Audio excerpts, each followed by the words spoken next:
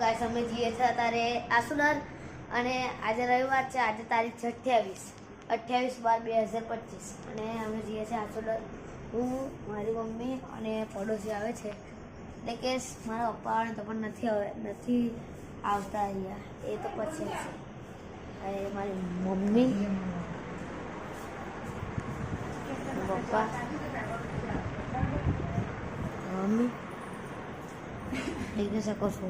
અમારું ઘર, અમારે રૂમ, આ આપણું રસોડું. સો પ્યાલી રૂમ, ટીવી દેખી શકો છો. એ શૈલેષ મ્યાડી